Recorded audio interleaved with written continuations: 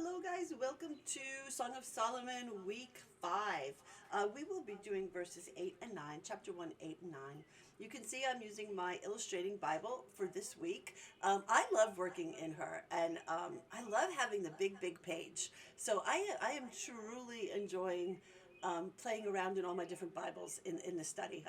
It's exciting to me.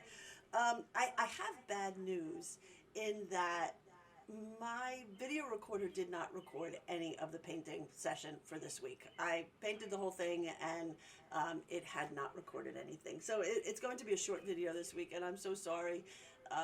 But you'll see me draw it and then the final project. And if you've been with me any amount of time, I think you can kind of figure out the painting aspect of it. So it's interesting to me that we start out in verse 8 and it says, "Listen, my radiant one, if you ever lose sight of me, just follow in my footsteps where I lead my lovers. Come with your burden and cares. Come to the place near the sanctuary of my shepherds. There you will find me." And the beginning of this week talks about church hurt and being a victim of church abuse. This week really spoke to my heart on a very personal level, and really got me to sit and be still with him and just go back to that place of the abuses of the church.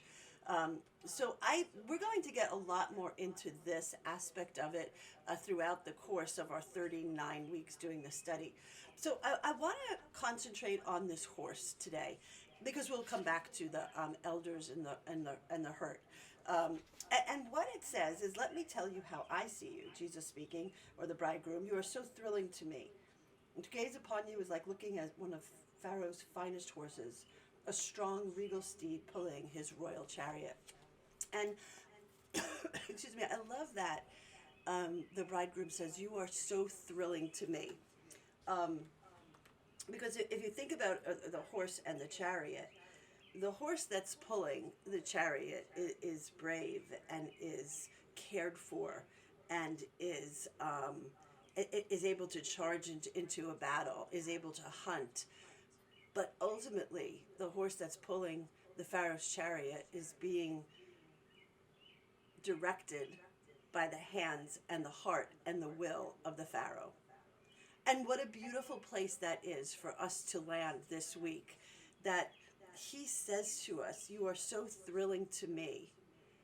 But in actuality, it is that the relationship between the rider, the Pharaoh, and the horse is needed and necessary in order for this to work. So we are so thrilling to him. This relationship where we pull him where he wants, we're at his direction and the service of the king. And we get to do life where he is the one that goes before us. Remember, come back to that verse 8 where he says, "If you ever lose sight of me, follow in my footsteps." So he goes before us. He leads his church before us, with us. There's always somebody that we can step into. There's relationship within the bride. There's relationship within the church. But then amazingly enough, there's even relationship on a one-on-one basis with the King of Kings. And when we allow ourselves to be at the direction and the service of the King, and he leads us, or it's at his hand, his beck and call, his will, and he directs us where we're going to go together, how thrilling is that relationship? So I really wanted to concentrate on that horse today and explore what it means to be at the will of the King. So I'm so sorry about the video this week, guys. I will have my camera fixed and we'll be back on and rolling next week again. Until week 6, let's all try to be in this thrilling place of relationship where we are allowing him to lead us. All right. See you next week, guys. Thanks.